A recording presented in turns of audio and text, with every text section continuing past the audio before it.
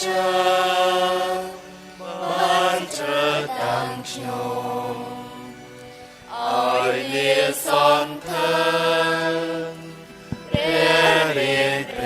ong លោកអភិបាលអូលីវីយេសូមឲ្យគ្រីស្ទបរិស័ទទៅជាពន្លឺថ្មីសម្រាប់សហគមន៍និងសង្គម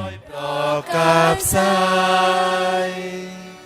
nở đông lăng lo Vinien robo yeung, trani, pchoap, chimui pre vinien, robo pre chimchap toal, d'un bay o yeung, ai atitan, yam pet prakot, orpi dungchet, orpi chumnu, au pre bay da ơi. នៅក្នុងពិធីបុណ្យព្រះវិញ្ញាណយាងមកនៅក្នុងព្រះវិហារសន្តមីកាអែលក្រុងព្រះសីហនុនាថ្ងៃទី8ខែមិថុនាកន្លងទៅលោកអភិបាលអូលីវីយេឈ្មោះហាស្លេអភិបាលព្រះសហគមន៍កាតូលិកភូមិភាគភ្នំពេញបានប្រាប់ដល់គ្រីស្ទបរិស័ទអំពីចំណុចសំខាន់3ជាមគ្គទេសនៅក្នុងជីវិតជាគ្រីស្ទបរិស័ទសកម្មទី1ជាប់ជាមួយព្រះជាម្ចាស់ក្នុងរបៀបថ្មីលោកអភិបាលបានបង្ហាញថាតាមរយៈព្រះវិញ្ញាណដ៏វិសុទ្ធយើងត្រូវបានភ្ជាប់ជាមួយព្រះជាម្ចាស់យើងទៅជាបុត្រាបុត្រីរបស់ព្រះអង្គពេលយើងទទួលព្រះកាយព្រះគ្រីស្ទយើងមិនត្រឹមតែទទួលប៉ុណ្ណោះនោះទេតែជាការទទួលព្រះយេស៊ូវផ្ទាល់និងស្ថិតនៅក្នុងអង្គតែមួយជាមួយព្រះអង្គលោកអភិបាលសង្កត់ធ្ងន់ថាយើងទៅជាអង្គតែមួយជាមួយព្រះយេស៊ូវនិងព្រះវិញ្ញាណដ៏វិសុទ្ធ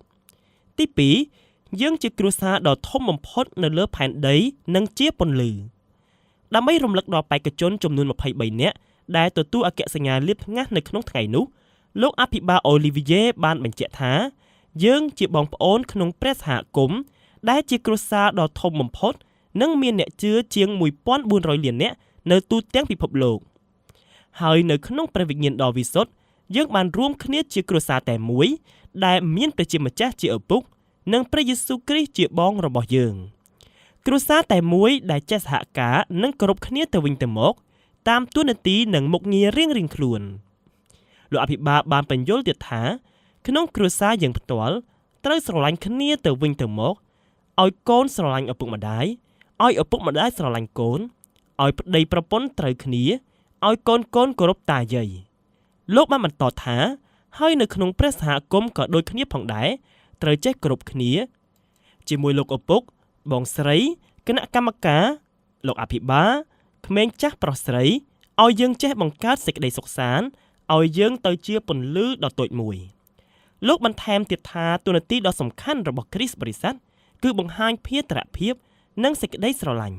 ដល់បងប្អូនទាំងអស់រួមទាំងអស់អ្នកដែលមានជំនឿផ្សេងផងដែរលោកអភិបាលបានលើកឡើងអំពីបញ្ហាសង្គ្រាមនៅក្នុងតំបន់ហើយអំពាវនាវឲ្យគ្រីស្ទបរិស័ទចេះកសាងសុខសន្តិភាពដោយដឹងថាមនុស្សទាំងអស់ជាបងប្អូននឹងគ្នាមិនមែនជាសត្រូវនោះឡើយបើយើងទទួលស្គាល់បងប្អូនឯទៀតដែលជាសាសនិងសាសនាផ្សេងពីយើងជាបងប្អូនយ៉ាងពិតណែនាំឲ្យយើងអាចកសាងសុខសន្តិភាពនៅក្នុងពិភពលោកទី3ខ្លាយជាគ្រីស្ទបរិស័ទសកម្មលោកគង្វាព្រះសហគមន៍បានប្រាប់ទៀតថា